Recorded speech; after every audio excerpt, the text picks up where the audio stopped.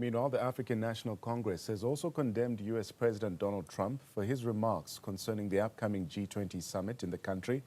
In a statement, the ANC described Trump's comments as false, inflammatory and racially charged.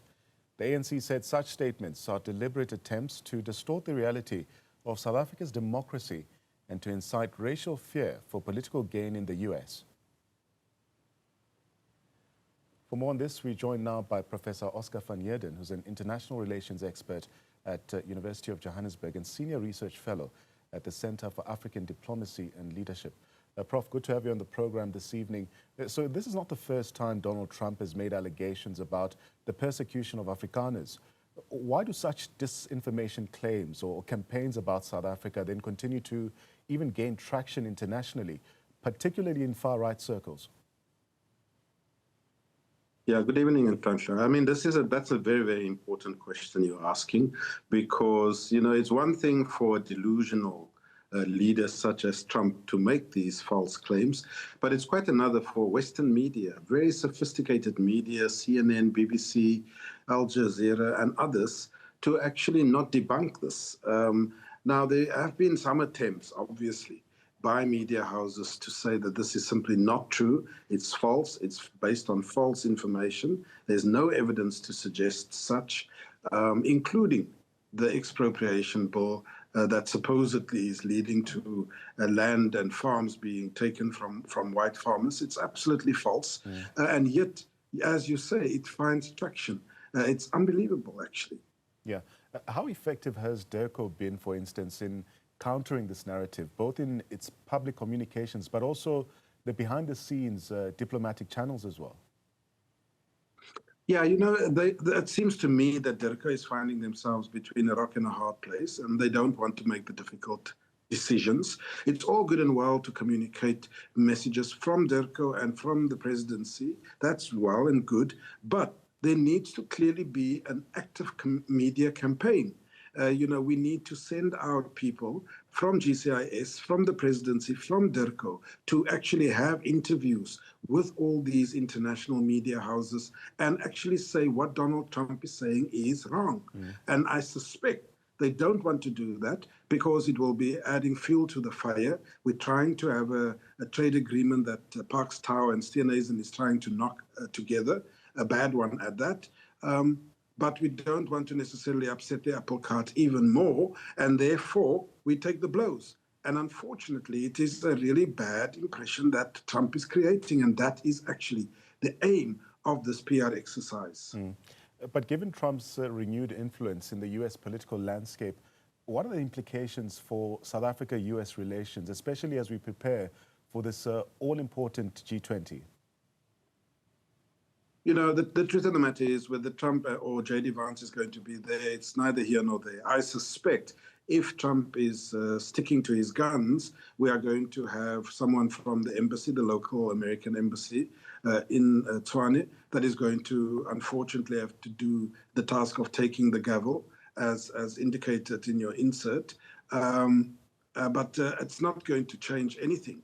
Quite honestly, it's not going to water down the G20. I think all the other leaders have committed to be at the Leaders Summit in November, the European Union, and so on. So all the other major economies. So the United States will be the only one not at the table. And I think that given the manner in which Trump has treated his own allies in Europe and Canada and so forth, I don't think they're going to lose any sleep over the fact that Trump or one of his representatives don't want to be at the G20 summit. Yeah, but also interesting is that South Africa has positioned the G20 summit as an opportunity to showcase democratic solidarity and development as well. How might these recent tensions then affect our ability to project that image globally? I think the rest of the world sees South Africa for what it is, a responsible international citizen, part of the League of Nations, that sticks to international law. Even though some might disagree with South Africa and the South African government for taking Israel to the International Court of Justice for genocide, they understand why South Africa does it, or did it, in terms of its moral standing, in terms of its own history of apartheid South Africa. And they are prepared to engage on that. But they are not going to be bullied. I think the tactic of Trump to bully, to try and force us to change our domestic laws, to change who we choose as international partners in the form of China, Russia, Iran, and so forth, is simply not going to bear the fruits that they think it's going to bear. This is a wrong trajectory to be on, and I think the Trump administration needs to do some serious introspection. Yeah. You've previously spoken about how disinformation feeds into larger ideological frameworks as well. How does this Afrikaner genocide myth then intersect with far-right narratives like the Great Replacement Theory, for instance? No, exactly. And, the truth of the matter is not only are we not actively campaigning against this false narrative of the Trump administration, but we also are dealing with our own far-right elements in the country, AfriSol, who are actively going to the United States and to European governments, spreading disinformation, telling them that they are the victims, that there are race laws in South Africa, and that South Africa doesn't care and kills them, and so on. So it's time for us to actually take the gloves off and have a genuine fight, because it is very damaging to the reputation of South Africa. Yeah. Trump's statements have sometimes been followed by policy decisions like his past funding cuts. Should South Africa then be concerned about economic or trade repercussions which are tied to this kind of rhetoric? I think South Africa should be concerned. Obviously, we want to have trade relations with the United States, but I think Business South Africa must also acknowledge and accept that we cannot do that whilst we are being bullied, whilst we are being threatened, while we are being cajoled, forced into making decisions that is not in the national interest of South Africa.